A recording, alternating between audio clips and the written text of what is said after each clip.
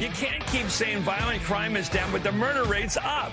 To the average person, the murder rate's about life and death. You don't brag about a rising murder rate.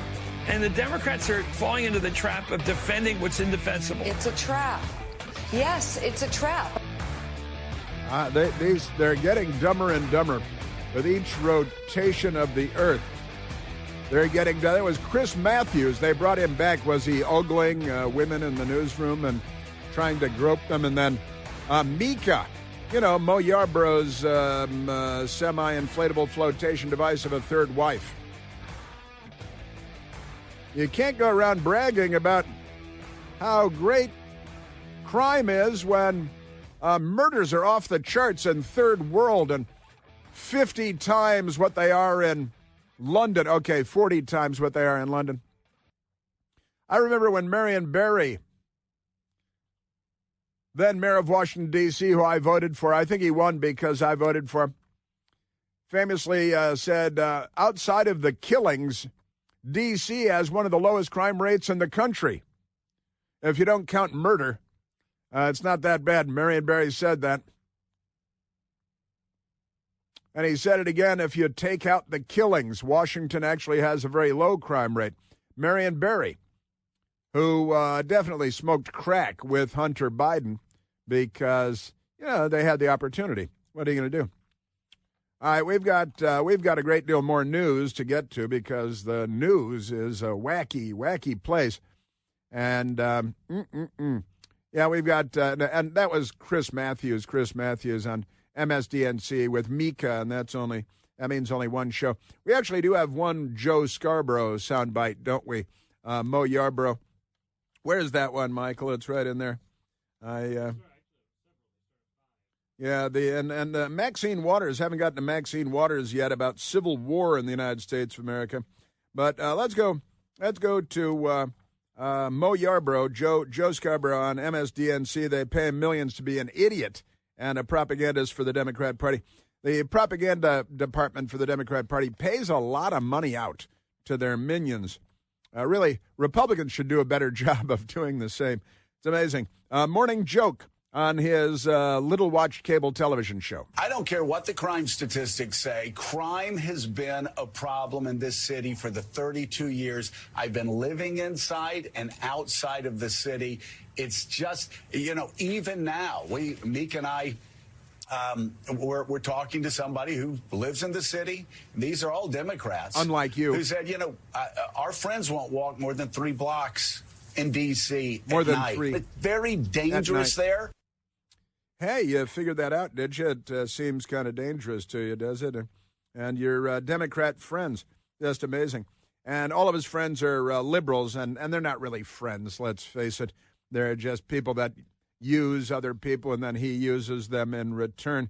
It's like high school. Joe Scarborough, he wants to elaborate. The people that are cheering this on privately are not like right-wing Republicans. They're not MAGA people. A lot of our friends are in the media, and also Democrats that worked on Joe Biden's campaign, that worked on other campaigns, that are saying, yeah, I'd like to feel safe walking around this city. Imagine that. But they'd rather lie about it. So they go on CNN, they go on MSDNC, and they're, oh, no, Trump is a fascist and Hitler and, the usual stuff. They're pretty amazing. Joe Scarborough. I want to read you a text from someone who, I won't say their name, but we'll just say that they're very liberal. And he says, this may sound controversial, but I'm not totally opposed to Trump's National Guard move in D.C. I know he's doing it for politics, but crime remains rampant. I've had too many friends carjacked, shot at. None of us will walk more than 3 blocks after 8 p.m. 13-year-olds are committing many of these crimes. Quite a change from a decade ago when things were much calmer. Well, that actually sounds like the D.C. that I lived in when I lived a block behind the Supreme Court. And, every 3 days, one of my neighbors was getting held up at gunpoint. I mean, there has been a crime problem in D.C. I had a friend who lived on Capitol Hill, blocks from the U.S. Capitol. He put his dog out in his front yard, a fenced-in front yard, in a 100-year-old house, beautiful Capitol Hill neighborhood. His dog was kidnapped and held hostage for ransom.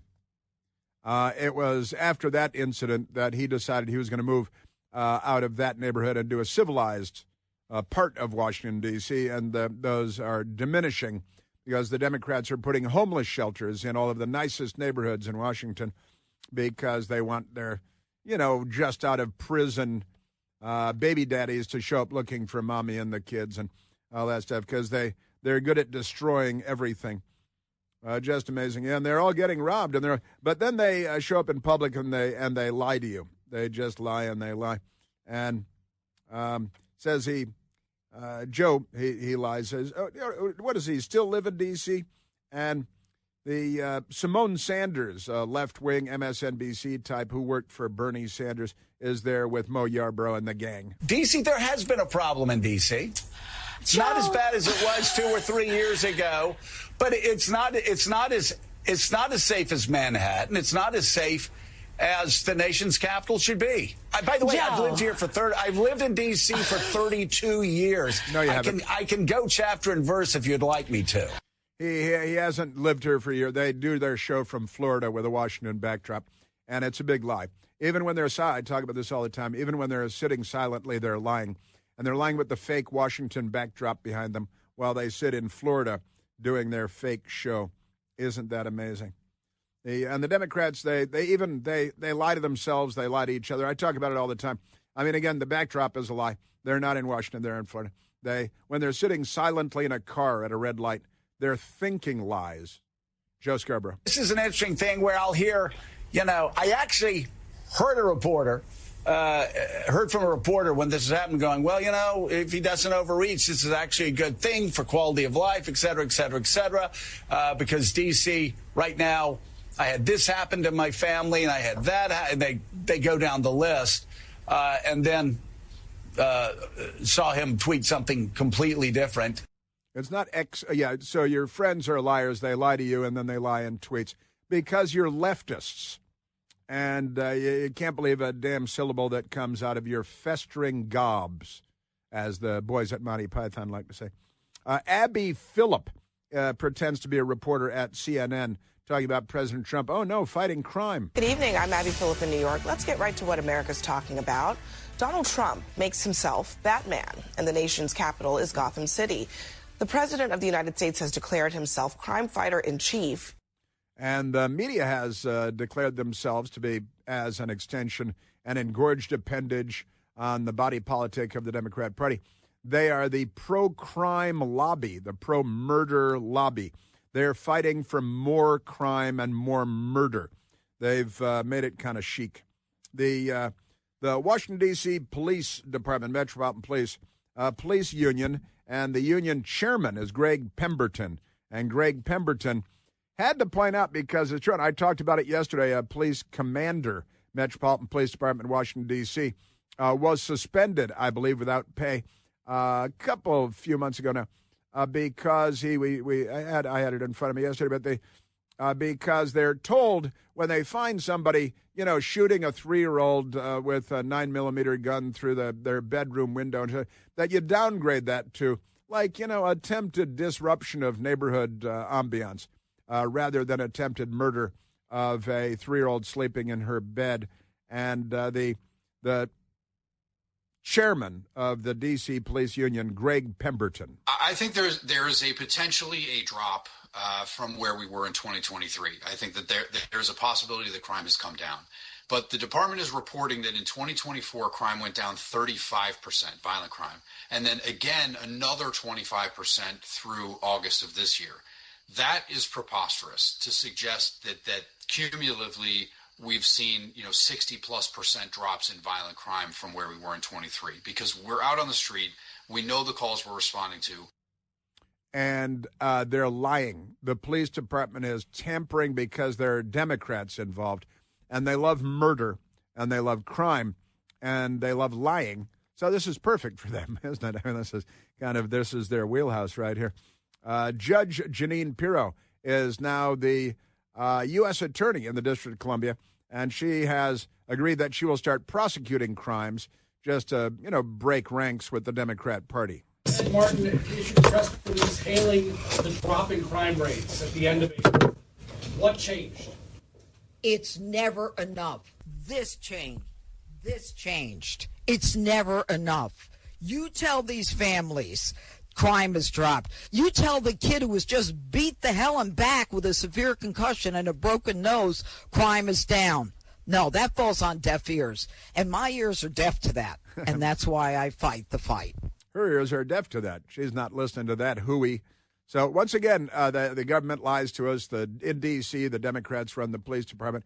The police chief is a woman of color in Washington, D.C., and she was brought over from the Park Police to be their DEI, the head of DEI, Diversity, Equity, Inclusion. And then, because she's a black woman, suddenly she's the PIFA Chalice, as they call it. That's what they call it, the PIFA Chalice. Isn't that great? I have more to get to on these media people.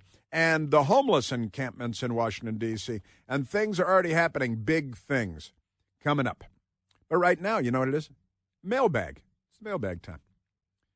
And Terry Jim in the mailbag asked, Trump announced a crackdown on vagrancy and violence in the Federal District of Columbia, and Democrats wail for non-enforcement of the law.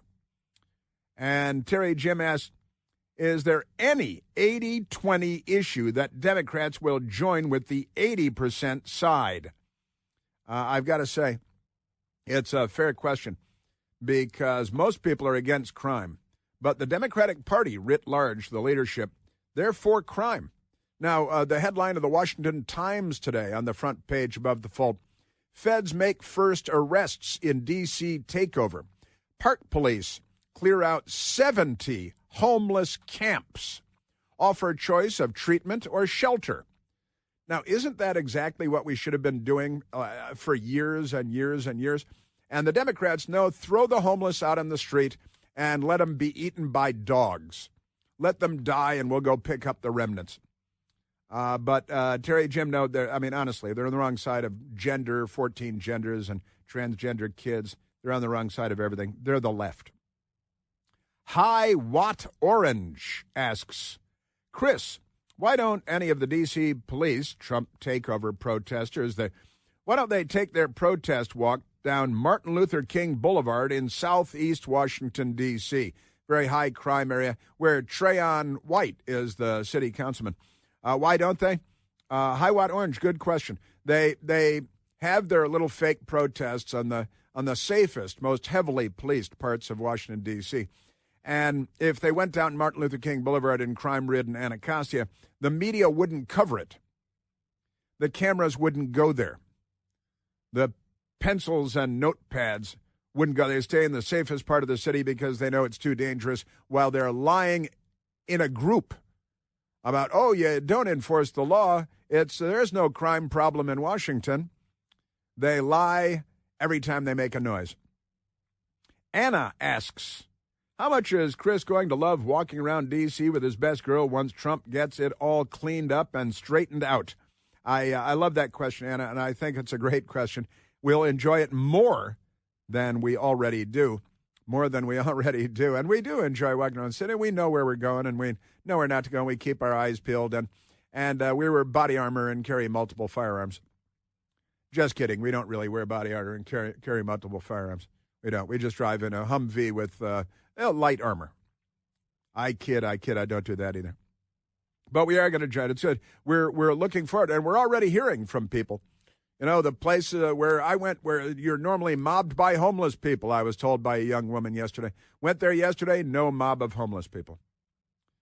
Mulva Bain asks, which would be the most dangerous for D.C.? 1, wall off D.C. like Escape from New York. That's kind of a good one. 2, institute a weekly purge. I like the movie The Purge. That's good, too. Good movie references. Or 3, allow Democrats to continue to self-rule. That's which is more dangerous. Definitely allowing Democrats to continue self-rule. I'm in favor of taking away home rule from the Democrats because they're here to destroy it, to steal Senate seats, to threaten the Supreme Court, to threaten our democracy because, they're fascists. And Martin asks, the Supreme Court was just asked to overturn the ruling legalizing same-sex marriage nationally. I think the legislators should decide and not the judiciary or the courts. What's your opinion? I agree 100%, Martin. I honestly do. The Democrats drag everything into court because they know they can't win with votes in Congress. Just like with abortion. They couldn't get the abortion law they wanted through Congress, so they got Roe versus Wade in 1973. And the Democrats, they, by hook or by crook, by any means necessary, they'll steal by hammer and sickle. They steal everything they can. And, and you're right, take it to the courts and then take the Supreme Court. Then they threaten to murder the Supreme Court. And they threaten to pack the Supreme Court. The Democrat Party is not a civilized party.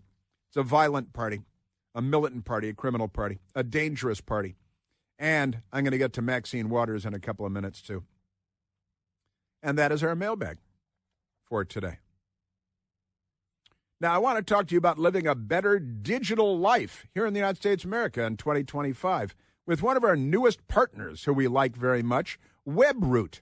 I chose WebRoot because of the Total Protection Plan. WebRoot's all-in-one package offers plan options for individuals or for families, allowing for coverage of up to 5 devices for individuals, up to 10 devices with a family package. And they got you covered no matter what at WebRoot. WebRoot's coverage includes antivirus protection, identity theft protection, VPN backup, and a whole lot more good stuff. Now, kids are on iPads and iPhones all over the place. WebRoot wants to make sure your entire family is protected, whether you've got a toddler on an iPad or a senior citizen, living in the in-law suite. WebRoot allows for my best girl and I to live a better digital life, and that's why I recommend that you do the same thing. Right now, because we hang out, you can get 50% off WebRoot Total Protection Plan or WebRoot Essentials Plan when you go to webroots.com/plant. That's me, Plante. Again, you're going to get 50% off WebRoot, their Total Protection or WebRoot Essentials Plan when you go to webroots.com/plant. Yes, sir. All right, Mailbag Day. Great mailbag questions from great Americans. And I love Mulva Bain. I'm reminded of an episode of Seinfeld. I think Mulva's real name might be Dolores.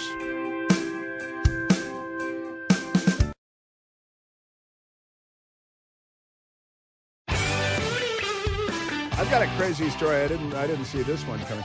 About alcohol consumption in the United States of America declining. And wait till I share this with you. The numbers are, they made me say, wow. I've got to tell you. And guess who's drinking less and less? And guess who's not drinking less? That's right. Everything is political. And you might not be surprised.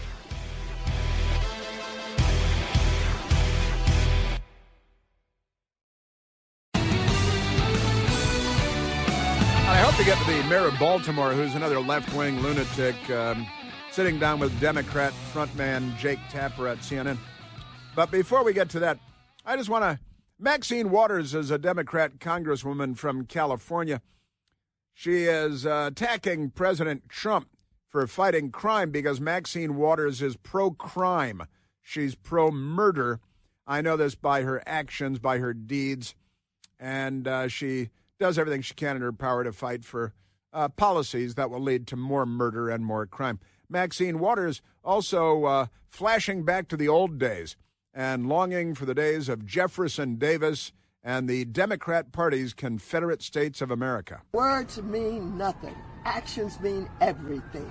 Watch this. Watch it very closely. Sirens. Ask a lot of questions. Focus those cameras on everything that's going on, because this president is trying to lead us into what could be called a civil war. What could be called a... So he's trying to lead us into a civil war.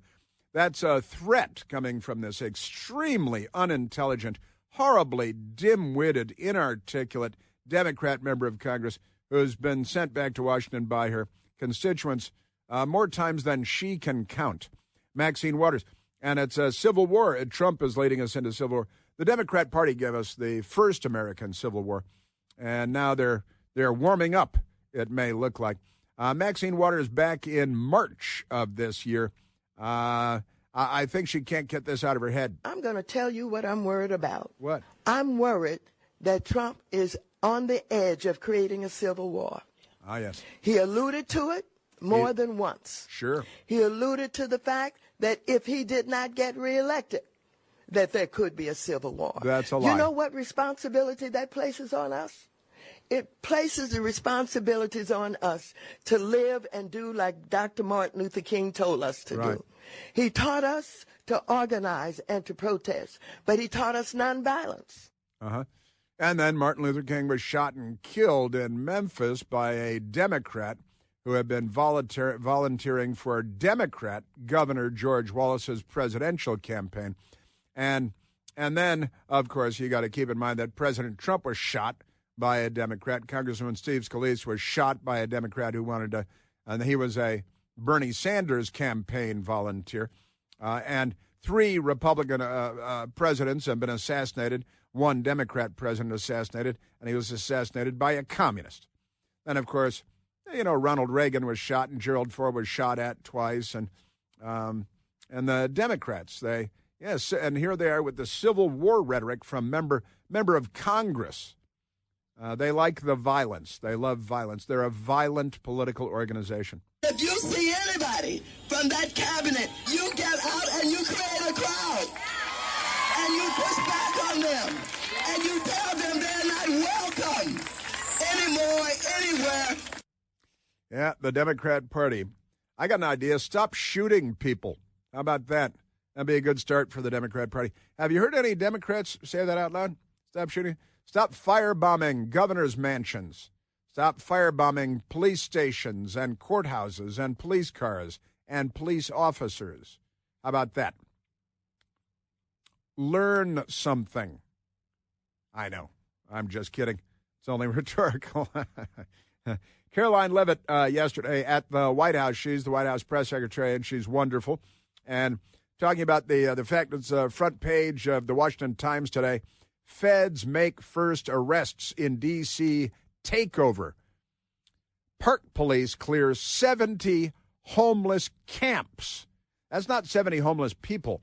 That's 70 homeless camps, because the Democrats have turned us into a third world beep hole of a city. And they offer the choice of treatment or shelter. You're homeless. If you're a drug addict or an alcoholic, treatment is available to you. If you just want to get off the street, then there's shelter available for you. If you just want to stay here, you can't. Closing time at your homeless camp. You don't have to go home, but you can't stay here. That's a song lyrics right there. Caroline Leavitt yesterday talking about the police surging into the city of Washington. Last night, approximately 850 officers and agents were surged across the city. They made a total of 23 arrests, including multiple other contacts. Last night, these arrests consisted of homicide, firearms offenses, possession with intent to distribute narcotics, fare evasion, lewd acts, stalking, possession of a high-capacity magazine, fleeing to elude in a vehicle, no permits, driving under the influence, reckless driving, and a bench warrant. A total of 6 illegal handguns were seized off of District of Columbia streets as part of last night's effort. Well, that sounds like a pretty good start, I've got to say. And again, clearing out not 70 homeless people, 70 separate homeless camps all over the city of Washington, from Capitol Hill to the State Department to by the Kennedy Center and the Watergate and along the river in Georgetown. And, you know, you're a third world hellhole if you have 70 plus homeless encampments in a city that's 66 square miles. And that counts the surface of the rivers of the Potomac and Anacostia rivers. Caroline Leavitt, and the Democrats are fighting against it, hammer and sickle. They want more death. I don't know if we'll get to the Reverend Al Charlatan, but he was pretty funny on this too. Caroline Leavitt. As for the timing, we will reevaluate and reassess and make further decisions after this 30-day period is up. But within these 30 days, our entire focus is making sure that this is the most efficient operation possible and that we are removing as many criminals from the streets. You know, the city government announced a long time ago, you go into the subway or you get on a city bus and you evade the fare. You hop over the turnstile in the subways. You just get on the bus and threaten the bus driver, and that's all fine. They said, well, we're not going to do anything about that. We're not going to arrest anybody. We're not going to do anything. Third world hellhole, because the left is not liberal. They're the left.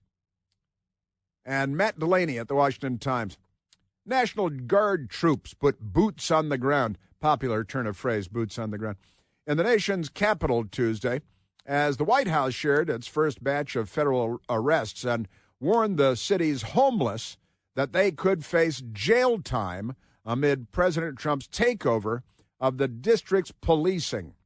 Good. You know, these people are all crazy, on the edge of violence, will eventually commit crimes, be arrested, or you can do something about it first. The idiot, criminal, dangerous, violent Democrat Party, they choose to wait for the crimes to be committed, and then we'll see what to do. White House spokeswoman Caroline Leavitt said nearly 850 agents began patrolling the city Monday evening, took 23 people into custody. That number is now over 60 for homicide, guns, drugs, drunk driving, and listen to this, and fare evasion charges. I like that.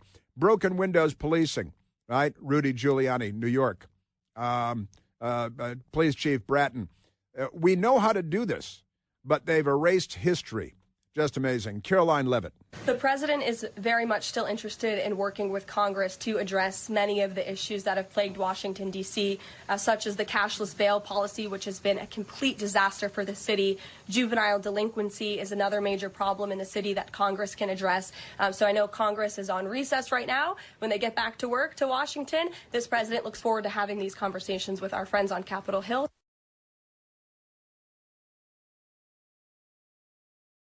Now, Baltimore is no great shakes either, although I work with a liberal who keeps insisting, oh, come on, crime is so great in Washington, it's down. And in Baltimore, man, Baltimore is better than ever.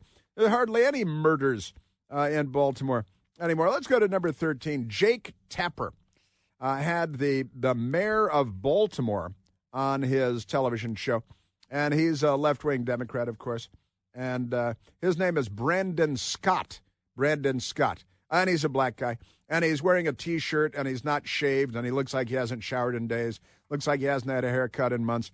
He looks kind of like a hobo. No, a hobo.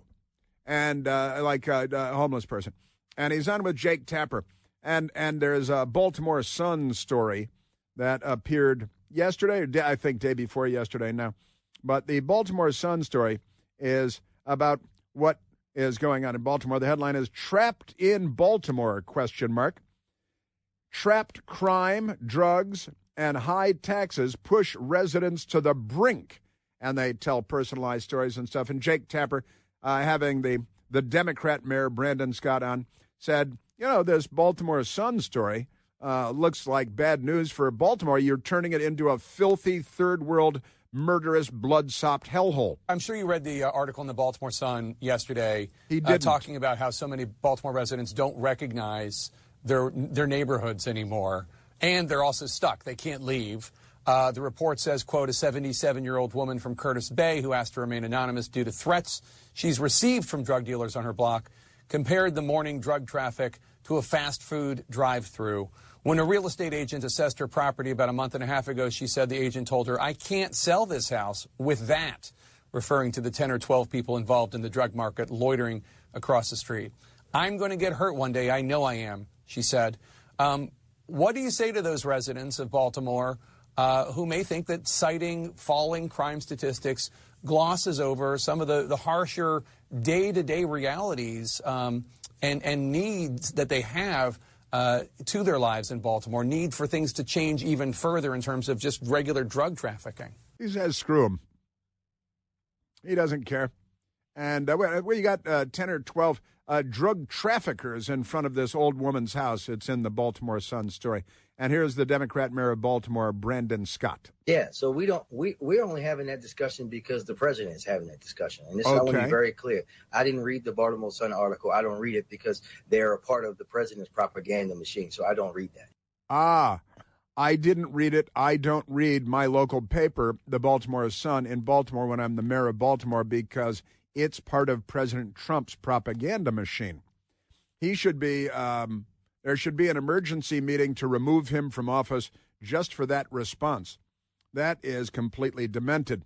Now, Jake Tapper was, of course, a Democrat Capitol Hill staffer. All right, Baltimore Mayor Brandon Scott, I'm going to take issue with your description of the Baltimore Sun and my brethren and sister reporters of the Baltimore Sun. I understand that the editorial board might have a more conservative bent than you, but the news stories, I think, are reliable. I would say, Jake, I would say you should reach out to your counterparts and former counterparts at the Sun. In any case, it was a story worth reading, and I appreciate your time today. Thank you. In any case. And that's it, and that's the whole thing. And he looks like a homeless person. He sounds like a homeless person. He doesn't read the papers. He doesn't know what's going on in his city. He doesn't care that there are a dozen drug dealers out in front of this 75-year-old woman's house in a hellhole neighborhood where she can't sell the house to get out because nobody would go there because the open-air drug market outside of her front door. And Democrat mayors, they love this. Now, do you have any of that Al Sharpton stuff? Because he's blaming, the mayors of these big cities are black, and that's the only reason they're being attacked. Well, maybe that's the only reason there are open-air drug markets and there are people shooting everybody 500 times a day. Maybe we should talk about that.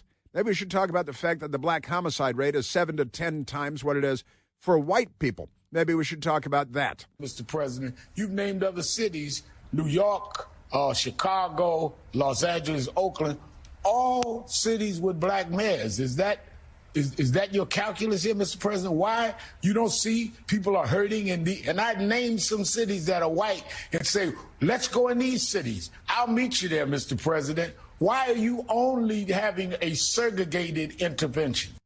A segregated intervention. Well, let's see. You just named a bunch of cities, Washington, D.C. and Chicago and New York and Baltimore and Los Angeles, black mayors. And let's look at where we have crime crises. The Reverend Al Sharpton. And I would also bring up, Mr. President, that we do not have federal rights here in Washington, D.C., and we could do a lot more if our senators and our Congress people in Washington, D.C. had the federal right to vote. We want to work with you to push this through, but we can't vote on the Senate floor. We can't vote on the congressional. No one knows what that means, least of all the Reverend Al Sharpton. You would need a team of forensic pathologists to try to dismantle that semantic train wreck, which made absolutely no sense whatsoever. And they pay him 7 figures at NBC News to be an opinion maker. We don't have federal rights to vote in Washington, D.C. He doesn't live in Washington, D.C. He's a shakedown artist in New York, a scamster, a blackmailer, an extortionist, and a hero of the Democrat Party. He was ordained as a minister. He's not sure. He might have been 9 or 10 or 11 years old, but last time I heard him talk about it, he didn't really know when he was ordained as a fake minister. And when I have federal rights to, I live in Washington, D.C. He doesn't. I vote in Washington, D.C. I have the federal right to vote. And what is he talking about? Members of Congress and the Senate who don't have the right to vote? It's completely incoherent. Our news media is a disaster. Black leadership in America is a disaster. Where's Barack Obama in all this? Honestly. And then, so you have black mayors all across the country in big cities. The big cities have problems, but don't say anything about them because the mayor is black. Therefore, if you mention the homicide rate, Al Sharpton will call you a racist. Wow. We are in a terrible place in this country, and we've got to start saying it out loud and talking about it. That's why I'm here, dagnabbit. Boy,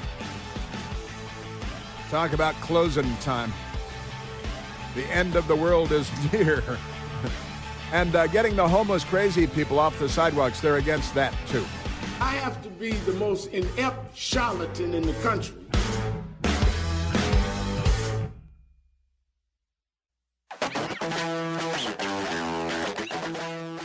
President Trump has announced those that will be honored by the Kennedy Center. The Kennedy Center honors, and it's kind of fun, actually. It's a fun Kennedy Center honors to go to the band Kiss, with the face paint and all that. Sylvester Stallone, Rambo. George Strait, Gloria Gaynor, and Michael Crawford. I'm looking forward to how many of them will not show up for the Kennedy Center Awards. Kiss will be there. Sylvester Stallone will be there. George Strait will be there. It'll be interesting to see because, the protest movement of the lunatic Democrat Party, they're very, very unwell. They really are. Now, here's an amazing story. The Financial Times, Republicans lead American decline in alcohol consumption. Share of U.S. adults who drink alcohol falls to 54%. It's the lowest level of people that say they drink since 1939. That is gigantic. And it's driven by mostly Republicans. Democrats are not the same. Republicans are abstaining from alcohol at record levels as the nationwide drinking rate of Americans plummets to a nearly 90-year low. The share of U.S. adults who consume any form of alcohol dropped to 54%, barely more than half last month, the lowest level since the polling group Gallup began asking the question in 1939. Now, with the most dramatic decrease among self-identified Republicans, just 46% of Republicans reported drinking this year, a decline of almost a third compared to 2023, 2 short years ago. The share of Democrats who drink fell by only 5% over the same period. And a lot of them are microdosing LSD and just chugging grain alcohol because they're laying in traffic and doing a lot of stuff. Majority of adults and 2/3 of people 18 to 34 now agree that drinking in moderation, that's 1 or 2 drinks a day, is bad for their health, the data showed. Isn't that amazing? Didn't see that coming. Half of adults 18 to 34 do not consume alcohol. Wow.